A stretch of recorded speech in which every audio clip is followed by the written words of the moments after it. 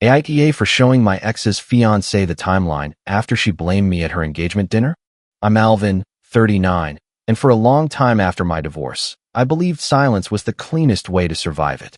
I thought if I didn't drag Vanessa through the mud, nobody would drag me either.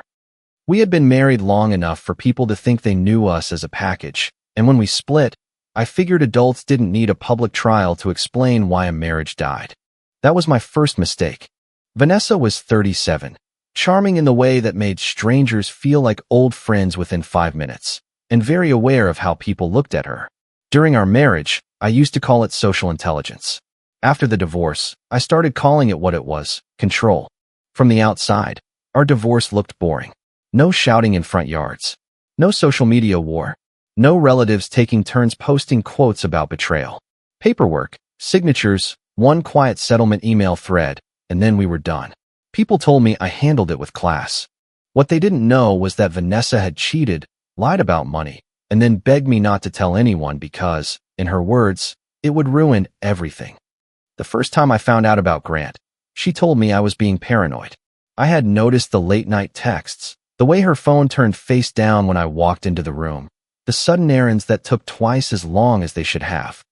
She said Grant was just a friend from a volunteer event, someone who listened because I apparently didn't. "You're making something innocent feel dirty," she said one night while standing in our kitchen, arms crossed, her voice low and wounded. I remember looking at the dishwasher blinking because neither of us had unloaded it. It was such a stupid, normal detail in the middle of something that felt like the floor was opening under me. "I'm asking why a married woman is texting another man after midnight," I said. She looked me dead in the eye and said, "Because he doesn't make me feel alone." That sentence stayed with me longer than I wanted to admit. When the truth finally came out, it didn't come out like a movie scene. There was no dramatic confession. She forgot to delete an email thread from an old shared laptop. Then came the bank transfers, the messages, the careful little lies stacked on each other until the shape was obvious. She had been talking to Grant before we separated. Not just talking, leaning on him, meeting him, building a soft landing before she ever told me she wanted out. And money had been moving too. Not enough to make some huge legal war worth it, but enough to matter. Shared funds used for things she said were personal expenses. Payments I later discovered were tied to nights she claimed she was with friends. A small credit card balance she promised she had handled, then quietly let become my problem during the settlement because I was too tired to fight over every line. When I confronted her, she cried so hard she could barely breathe. That was always her strongest move, not because the tears were fake every time, but because they made everyone around her forget what conversation they had been having. "Please don't make this uglier than it has to be," she texted me the next morning. "My mom can't know everything." Then another message came in. "If you ever cared about me, don't ruin this for me." 2 weeks after we separated, she left me a voicemail. I saved it without knowing why. Her voice was shaky but controlled, like she had rehearsed being broken. "You know I can't let them know what really happened," she said. "If you ever cared about me, don't ruin this for me." At the time, I thought she meant her family. I thought she meant the embarrassment. I thought she wanted peace. I was wrong. She wanted Grant not to know he had been part of the betrayal. I didn't expose her. I didn't forward messages to her parents. I didn't tell our mutual friends. I didn't correct every assumption because I thought silence looked better than bitterness. I wanted to move on. I wanted my mornings back. I wanted coffee without checking my phone for another argument. For a while, that worked. Then Vanessa discovered that my silence had value. It started small. A caption under a photo of her holding a latte by a window. "Some women don't become cold. They become tired of begging to be loved right." People liked it. Some mutual friends commented with hearts. One wrote, "You deserve gentleness." I rolled my eyes and kept scrolling. Then came another post a week later, this time with her in a simple dress at what looked like brunch. Healing means realizing love was never supposed to feel like walking on eggshells. I stared at that one longer. I had never made Vanessa walk on eggshells. I had tiptoed around her moods for years.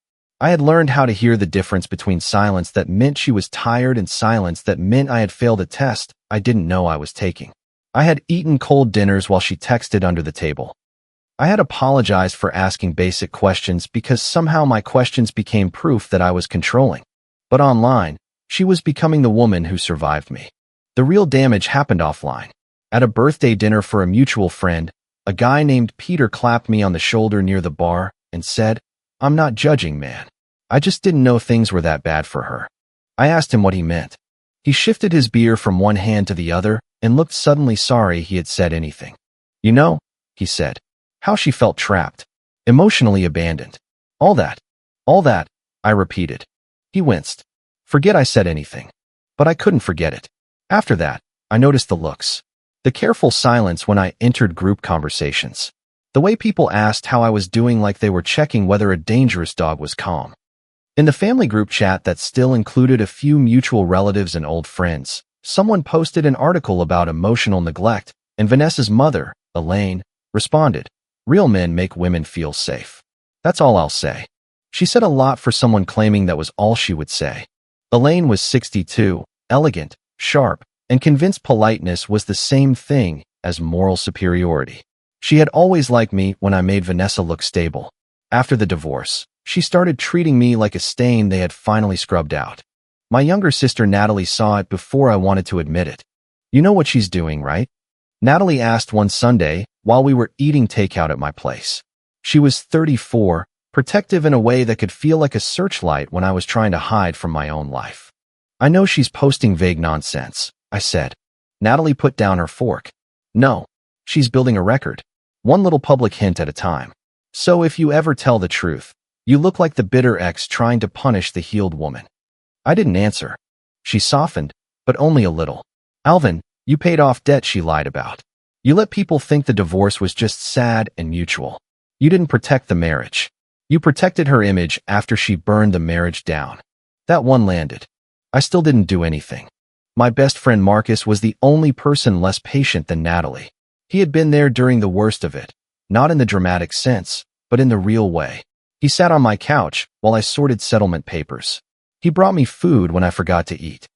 He watched me open emails with the expression of a man checking for snakes. When I told him about Peter's comment and Elaine's posts, he didn't look surprised. "Do you still have everything?" he asked. "Most of it." "Most. All of it," I admitted. He nodded once. "Good. Organize it. I'm not trying to start a war." "I didn't say start one," Marcus said. "I said organize it. Do not fight a performance with a meltdown. If she ever puts you on trial, bring records." So I did. Not because I planned to use it. At least, that's what I told myself. I made a folder on my phone with screenshots. I saved the voicemail in 2 places. I printed the settlement email where she asked me to absorb the credit card balance because she couldn't handle another humiliation. I printed the bank records showing transfers I made to cover debts she later implied she paid a loan. I printed messages where she admitted she had crossed lines with Grant before we separated. One of them said, "I know the timing looks bad. Please don't tell Grant everything. He won't understand how dead we already were." Another said, "If you make me look like a cheater, I'll make sure everyone knows why I had to look elsewhere." That was Vanessa in private. In public, she used words like healing, safety, and grace. A few months later, I got the invitation. It came as a text first. "Vanessa, hey, I know this may feel unexpected, but Grant and I are having a small engagement dinner. I think it would be healing if you came. I want everyone to see we can be adults." I stared at it while standing in my kitchen, the same kitchen where she once told me Grant didn't make her feel alone. The refrigerator hummed. My coffee went cold on the counter. I typed, deleted, typed again. "Me. Closure doesn't require an audience." Her reply came fast. "Vanessa, please don't make this weird. Just come, be civil, and let everyone move on." Then a link appeared. A polished little wedding website with soft beige colors, a photo of Vanessa and Grant smiling under string lights, and an Our Story section that made my jaw tighten. It said they had met after a painful chapter closed, and that Grant had shown her a love without fear. A love without fear. I could almost admire the craftsmanship. I didn't RSVP right away. That night, Grant texted me from a number I didn't have saved. "Grant, Alvin, this is Grant. Vanessa told me she invited you. I appreciate you being mature about this. She's nervous. I hope you won't make the evening uncomfortable." I read it twice. There was nothing openly rude about it. That almost made it worse. It had the tone of a man who thought he was handling me, like I was a dog that might bite if not spoken to firmly. I sent back, I'm not interested in making anyone uncomfortable. I hope the same is true for everyone else. He didn't reply. The next day, Elaine called me. I almost didn't answer, but curiosity has caused more problems in my life than anger ever has. Alvin, she said, warmly enough to make it fake. I hope you're coming to the dinner. I haven't decided. There was a pause. Vanessa has suffered enough. A real man would let her have her second chance without dragging old mistakes into it. I sat up a little straighter. Old mistakes? I asked. You know what I mean. That's interesting, I said. Vanessa told everyone there were no mistakes on her side. Elaine's voice tightened. This is not the time to punish my daughter. I didn't call you. You are still bitter, Alvin. No, I said, surprised by how calm I sounded. I'm just done being assigned lines in a play I didn't audition for. She hung up on me. That call made my decision for me. Marcus came over the night before the dinner. I had everything spread across my coffee table. Printed screenshots, bank records, email threads, the voicemail transcript, and a simple timeline with dates. Nothing dramatic. Nothing unrelated. No private details that didn't matter. Just the pieces that proved the story Vanessa had been telling could only survive if I kept quiet. Marcus picked up the manila folder and tapped it against his palm. Bring it, he said. I might not need it. Hope you don't, he replied. Bring it anyway. Natalie texted me that night too. Natalie, I'm going. Don't argue in paragraphs. Let them show their hand. Me? You sound like Marcus. Natalie, good. He's right. The engagement dinner was at a mid-range restaurant with a private room in the back. Not fancy enough to feel formal, but arranged carefully enough to feel staged. There were champagne glasses already lined up, small white flowers on the tables, and printed seating cards in gold lettering. Mine was near the front. That was the first thing Natalie noticed. She wants you visible, she murmured when we walked in. Marcus was already at the bar, holding a glass of water and looking like he was attending a deposition disguised as dinner. Grant greeted me with a stiff handshake. I appreciate you coming, he said. Vanessa was nervous you'd make this hard. I'm not here to make anything hard, I said. I'm here because she asked for peace. His expression flickered, but he nodded. Vanessa approached a minute later wearing a pale dress and the soft smile she used when she wanted witnesses. She hugged Natalie first, which was bold considering Natalie's arms stayed at her sides. Then she turned to me. Alvin, she said, like my name was fragile. Thank you for coming. Vanessa. Her eyes dropped to the folder in my hand. What's that? Paper. Natalie coughed into her napkin. Vanessa's smile held, but her eyes sharpened. Always so prepared. Only when I'm invited to things that feel prepared. For the first half hour, everyone pretended this was normal. People ate appetizers. Someone laughed too loudly near the bar. Elaine floated from group to group, collecting approval. Every few minutes I caught someone glancing at me, then looking away when I noticed. There was a small microphone near the dessert table. Not a big one. Just a wireless mic resting beside a speaker, like it had been casually placed there for toasts. I stared at it for a second too long. Natalie leaned toward me. There it is. I didn't answer. Dinner was chicken, salmon, and one vegetarian plate someone had clearly forgotten to request until the last minute. I remember that because the normalness of it bothered me. Forks tapping plates. Ice clinking in glasses. People asking about weekend plans while sitting in a room built around a lie. Then Elaine stood. She tapped her glass, even though there was a microphone right there, because Elaine liked tradition when it made her the center of the room. I just want to say how proud I am of my daughter, she began. Vanessa has walked through pain with grace. She has shown what it means to rebuild after being made to feel small. A few people nodded. Someone whispered, beautiful. I looked at my plate. Natalie's knee bounced under the table. Elaine kept going. And Grant, you have shown her that real love protects. Real love does not control. Real love makes a woman feel safe. Marcus, 2 seats down, slowly set his fork down. Then Vanessa stood. She looked emotional already. Not crying, but close enough that the room softened for her before she said a word. Thank you, Mom, she said. And thank you, everyone, for being here. I know our story isn't simple. Our story. She reached for Grant's hand. For a long time, I thought love was supposed to feel like earning warmth. I thought if I was patient enough, quiet enough, small enough, maybe I would finally be chosen. People looked at me. Not all of them. Enough. Vanessa's voice trembled. Grant taught me that love doesn't have to feel like walking on eggshells. Some people teach you pain. Some people teach you what safety feels like. Grant squeezed her hand and looked proud, protective, like he had rescued her from a house fire. I breathed through my nose and kept my hands folded. Then Vanessa looked directly at me. And I also believe healing means not carrying bitterness. So, Alvin, I wanted to give you a chance to say something too. Maybe something healing. Maybe an apology, so we can all move forward. The room went still. There it was. Not closure. Not peace. A public confession. For a second, nobody moved. Then Elaine picked up the microphone from the dessert table and carried it to Vanessa like this had been spontaneous. Vanessa took it, smiled sadly, and held it toward me. I think the mature thing would be for Alvin to say a few words, she said. My pulse didn't spike the way I expected. Something colder settled in. Grant turned to me. Man to man, he said. I think the least you can do is apologize. Natalie whispered, Don't you dare. I stood slowly. The chair legs scraped the floor, and that tiny sound seemed louder than the whole room. Vanessa extended the mic toward me. I took it. For a second, I looked at her. Not the crying version. Not the victim version. The version that had texted me threats and then invited me to bless her rewrite.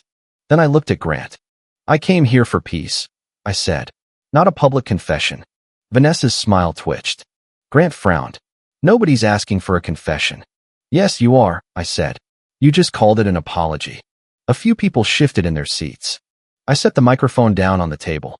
I didn't need it. The room was quiet enough. I'm not apologizing for a version of events that only works when I stay quiet. Vanessa's face changed fast. Not completely. She was too practiced for that. But the softness drained out of her eyes. Alvin, she said gently, warning hidden inside concern. This is exactly the kind of thing I was afraid of. No, I said. What you were afraid of was me bringing dates. Marcus closed his eyes for half a second, like he had been waiting years to hear that sentence. I opened the manila folder. Vanessa looked at it like it had teeth. Before I said anything else, I pulled out my phone and sent the email I had prepared the night before. The subject line was simple, the part of the story Vanessa skipped. I sent it to Grant, Vanessa, Elaine, Natalie, Marcus, and 2 mutual friends who had repeated the worst version of Vanessa's story in public. Grant's phone buzzed on the table. Elaine's buzzed in her purse. Vanessa's buzzed in her hand. What did you do? Vanessa whispered. I answered in the same room you accused me in. Grant picked up his phone. Grant, I said, you seem like a decent guy. Condescending tonight, but decent. So I'm giving you something I wish someone had given me. The full timeline. He looked from me to Vanessa. What timeline? He asked. The one that starts before she said it did. The room had changed. Nobody was pretending not to stare anymore. A woman near the end of the table slowly put her glass down. Peter, the friend who had once told me he wasn't judging, suddenly became fascinated by his napkin. Vanessa reached for Grant's arm. Don't do this here. I almost laughed, but there was nothing funny about it. Here is where you handed me a microphone. That shut her up for exactly 3 seconds. I pulled out the first page. This is not every private detail of our marriage, I said. I'm not here to embarrass anyone for sport. This is only the part that matters because Vanessa and Elaine have spent months telling people I was cold, controlling, financially selfish, and responsible for Vanessa losing faith in love. Elaine snapped. You are still bitter. Natalie turned on her. It mattered when you all used it to judge him. Elaine's mouth opened, then closed. I continued. Page 1 is a timeline. Vanessa and I were still living together when she began late-night messages with Grant. Not friendly check-ins. Not innocent support. Messages about how he made her feel seen, how she wished she had met him sooner, and how she needed to be careful because I was starting to notice. Grant was staring at his phone now. I didn't read the messages out loud word for word. I didn't need to. He had them. Vanessa said, that was emotional support. You had abandoned me emotionally. Grant looked up. You told me you were already separated. Vanessa blinked. Emotionally, I was. Grant's jaw tightened. That is not what I asked. No one spoke. I turned to the next page. Page 2 is the email thread where Vanessa asked me not to tell her parents why the divorce was happening. Page 3 includes the message where she says, I know the timing looks bad. Please don't tell Grant everything. He won't understand how dead we already were. Grant's face went still in a way I recognized. It was the look of someone replaying every conversation with a new soundtrack. Vanessa's voice sharpened. You printed private messages? You brought a private marriage into a public toast. Elaine stood halfway. This is cruel. The past should stay in the past. Natalie pushed her chair back. No, she said. You don't get to do that. The past mattered when you called him not man enough. It mattered when you posted about real men making women feel safe. It mattered when you let people think you broke her. Now that dates are involved, suddenly the past is sacred. Elaine looked around like she expected someone to rescue her. Nobody did. I pulled out the bank records next. Page 4 shows transfers I made after the separation to cover shared debt Vanessa later told people she handled alone. Page 5 shows the credit card balance she asked me to absorb because she said she couldn't handle another humiliation. I didn't fight it. That was my choice. But I will not sit here while she turns my choice into proof that I was selfish. Peter muttered, Jesus. Vanessa turned toward him. Don't. That single word told the room more than she meant it to. Grant scrolled again. His thumb moved slower now. I took out the final page. And this is the voicemail transcript from 2 weeks after our separation. Vanessa went pale. Alvin, she said, and for the first time all night her voice wasn't polished. Don't. I looked at her. You asked me to apologize for destroying your faith in love. Her eyes shone with tears. Please. I didn't play the audio for the room. I had the recording, but I didn't need her voice filling the restaurant. The transcript was enough. I read only the part that mattered. You know I can't let them know what really happened. If you ever cared about me, don't ruin this for me. Grant stared at her. Them, he said quietly. Who was them? Vanessa shook her head. It wasn't like that. Who was them? Everyone. My family. Friends. People were already judging me. Grant's voice dropped. Me? She didn't answer. That was the answer. The silence afterward was ugly. Not loud, not dramatic. Just a room full of people suddenly stuck inside the truth they had helped avoid. Someone near the bar whispered, I need air. Elaine sat down slowly. Natalie stayed standing. Grant put his phone face down and looked at Vanessa like he was seeing a stranger wearing a familiar face. You told me this started after, he said. Vanessa wiped under her eyes. I told you what I could at the time. I was in survival mode. No, he said. I need you to answer the question I actually asked. Did this start before you left Alvin? Her tears came harder. Emotionally, my marriage was over. Grant pushed his chair back. That is still not an answer. Elaine reached for him. Grant, this is not the time. Alvin is punishing her. Can't you see that? Grant pulled his arm away. I can see I was given a story with missing pages. Vanessa turned on me then. The sadness cracked, and underneath it was panic. Why are you doing this to me? She asked. I let the question sit there for a moment.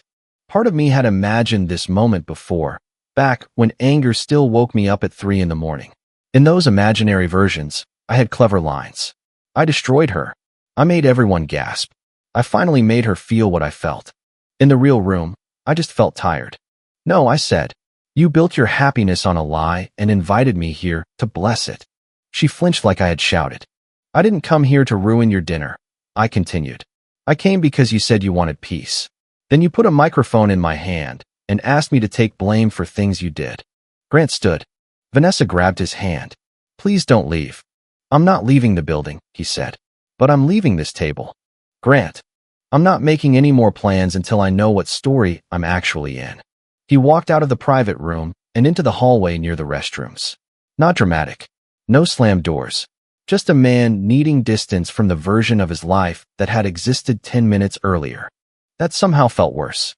Elaine turned on me as soon as he was gone. I hope you're proud, she hissed. This was her second chance. Natalie stepped between us before I could respond. No, she said. This was her second storyline. Marcus stood too. Time to go. He was right. There was nothing more for me there. I wasn't interested in watching Vanessa cry into her napkin while relatives decided whether to comfort her or pretend they had never believed her. I wasn't there for entertainment. I had defended myself. Staying would have turned it into revenge. I gathered the folder. Then I paused and removed a clean copy of the timeline, the emails, the payment records, and the voicemail transcript. I placed them on the table near Grant's empty seat. Vanessa stared at the papers. Alvin, she said, quieter now. You didn't have to do it like this. I looked around the room. At the seating card with my name near the front. At the microphone on the table, Adelaine's face, still angry because the wrong person had been exposed. At the mutual friends who had repeated a story they never bothered to verify. Yes, I said. I did. Because this is how you set it up. Then I turned to the room. I don't need an apology tonight. I need this to stop. No more public performances. No more private manipulation. No more using my silence as decoration. Nobody answered. Natalie grabbed her purse. Marcus nodded toward the door. We walked out together. In the parking lot, the air felt cold in the best way. Natalie hugged me hard, the kind of hug where anger and relief are fighting for space. I'm proud of you, she said. I feel like I ruined dinner. Marcus snorted. Dinner was bait. You ruined the trap. I almost smiled. Before I drove home, I sent Vanessa one final text. Me. No private conversations from here. Necessary practical matters only by text or email. If anyone contacts me with insults or accusations, they get the same timeline. Stop using me in your story. She replied 10 minutes later. Vanessa, you humiliated me. I typed one sentence and then sat with it before sending. Me. You invited me to a public accusation. I gave a public answer. Then I muted her. The next few days were strange. People who had been loud before became very quiet. The family group chat went dead for almost 48 hours, which was probably the most peace that chat had ever known. Vanessa posted nothing. No quotes about healing. No soft focus coffee. No second chances under sunset lighting. Peter texted first. Peter, I owe you an apology. I repeated stuff I didn't understand. I answered, I appreciate that. He sent back, for what it's worth, I should have asked you directly. He should have, but I didn't say that. Some apologies are better when you don't decorate them. A woman from the dinner sent a weaker one. I'm sorry if you felt judged. Everyone was just trying to support Vanessa. I didn't reply. Elaine didn't apologize. I didn't expect her to. She sent one message, though. Elaine, you may think you won, but all you proved is that you are cruel. Natalie saw it because I showed her, and she laughed so hard she had to put her coffee down. Block her, she said. So I did. Grant texted me 4 days after the dinner. Grant, I still have a lot to sort out, but I owe you an apology. I judged you off a story I never verified. I stared at that one for a long time. I didn't like Grant. Not really. He had walked into that dinner ready to be the better man in a competition I never entered. But he had also been lied to. Maybe not the same way I was, but enough. I replied, I appreciate you saying that. I hope you get the truth you need. He didn't ask for more. I respected that. A week later, I heard through Natalie that the engagement plans were paused. Not canceled, at least not publicly. Just paused. The wedding website went private. Vanessa stopped appearing in group photos for a while. Elaine told people Vanessa needed rest because some wounds had been reopened, which was a very Elaine way of saying consequences had arrived. I didn't celebrate it. That surprised some people. Marcus asked me once if I felt satisfied. We were sitting at my kitchen table, eating pizza from paper plates, because neither of us wanted to pretend we were civilized enough for real dishes that night. I don't know, I said. He waited. I thought it would feel bigger. It was big. No, I mean inside. I looked toward the sink, where one plate from breakfast still sat because I had forgotten to load it. I think I'm just relieved I don't have to keep track of the lie anymore. Marcus nodded. That's better than satisfaction. Maybe he was right. For months, I had mistaken silence for maturity. Sometimes silence is mature. Sometimes it keeps private pain from becoming public entertainment. But sometimes silence becomes a blank screen, and people like Vanessa will project whatever they need onto it. I still don't believe every ugly truth needs an audience. I didn't expose every painful detail of our marriage. I didn't tell stories that had nothing to do with the accusations. I didn't call Vanessa names or try to convince Grant to leave her. I only showed the parts that proved I wasn't the villain she had been selling. That distinction matters to me. The last message Vanessa managed to send before I blocked every unnecessary channel was simple. Vanessa, I hope you're happy. I didn't respond. Not because I had no answer, but because for once, my silence belonged to me again. I didn't expose her because I wanted her back. I exposed her because I was done being the villain in a love story I never agreed to be part of. If you like the stories, don't forget to leave a comment and support the channel by subscribing. See you in the upcoming stories.